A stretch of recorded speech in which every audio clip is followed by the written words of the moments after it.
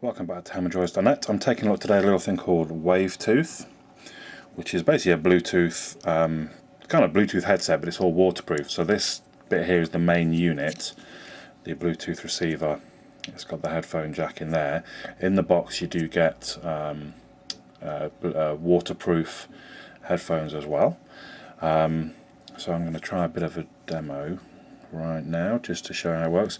It's quite a simple unit. I do like there's a microphone on the corner there, so when you're listening to music and you might even be in the pool or something, you can take a call. There is a microphone there, but like I say, it's waterproof up to about 3 meters.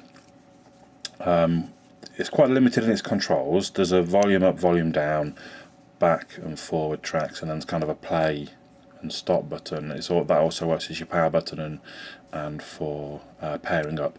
So I'm going to hold that now for, I think it's 3 or 4 seconds, and we should see, there we go, you see the blue light flashing. So now I'm going to take my phone and, oh, don't even have to touch anything.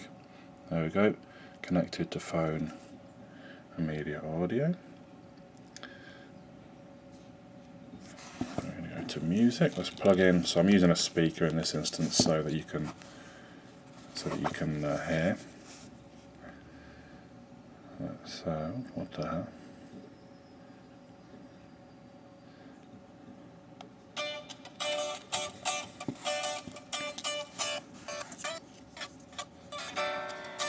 I'll skip a little bit there, which it didn't do before. I think that's probably my phone rather than the device. So we can go next track.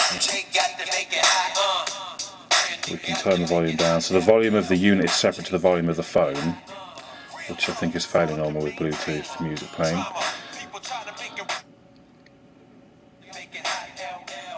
They're on random, so I can't go to the previous track.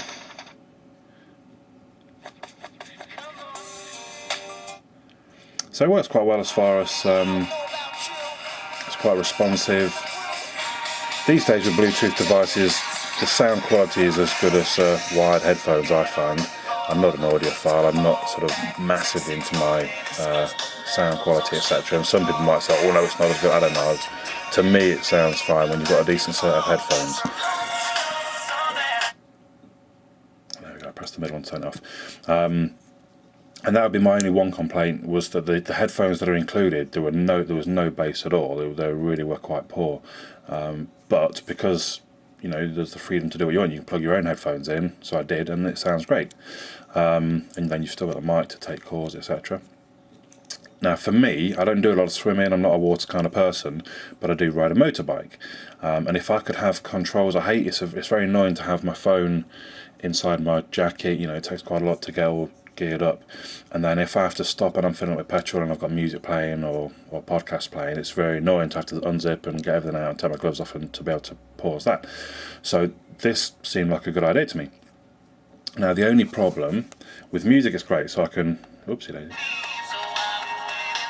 I can start and stop it by pressing that middle button. That's great, but now a lot of the time I listen to podcasts. So if my podcast is playing, it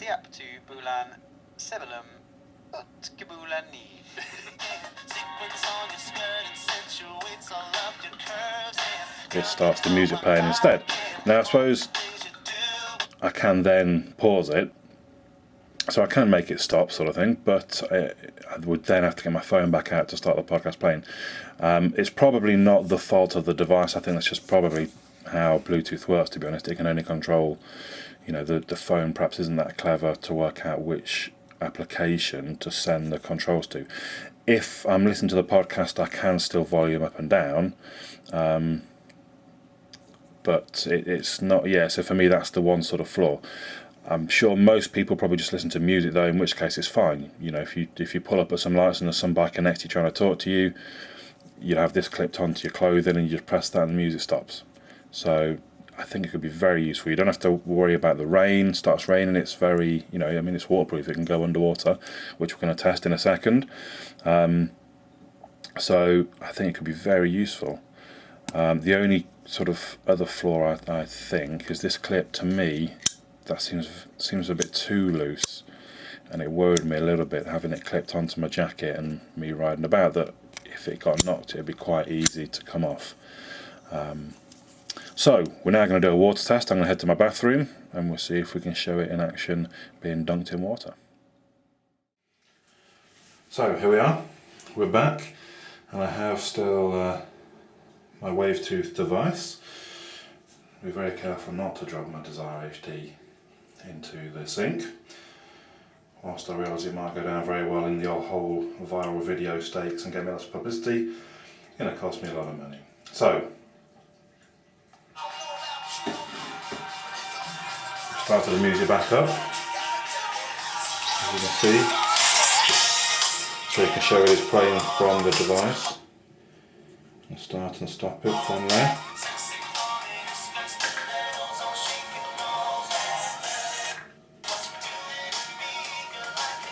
There's a couple of bubbles popping out of the device, but we're going to see, can I operate it from, stopped it, started it, sorry, can't really see what I'm doing. Next track, oh dear soppy, let's move on. What's the next song? The other thing I'm going to try, so I'm going to take it back out of the water. I'm going to unplug the speaker, if I can, with wet hands. Yeah, there we go. Now, the only problem being the speaker itself isn't necessarily water resistant, just dry that off. So it's still, in theory, it's still streaming to the device. We got some water in the actual socket there, look.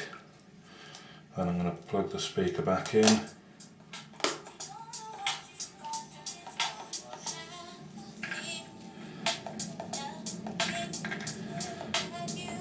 And it works just fine. So I know I wouldn't be worried if I got this one clipped onto my motorbike jacket. I wouldn't be worried in the least if it started raining. Obviously I'm not really testing the depth, I'm not going down several meters or anything, but it says up to 3 meters is fine. Now, you buy this, you can get it from shop.brando.com for just over $50, I think $56. Let's just turn that down a little bit, which equates to about £35, which I don't think is a bad price for a little Bluetooth gadget like this. I'm sure for some people it'd be very, very useful. If you're a swimmer, or if you're a cyclist or a motorbiker, it's well worth the money. Wavetooth. My name's Andy, hemorrhoids.net.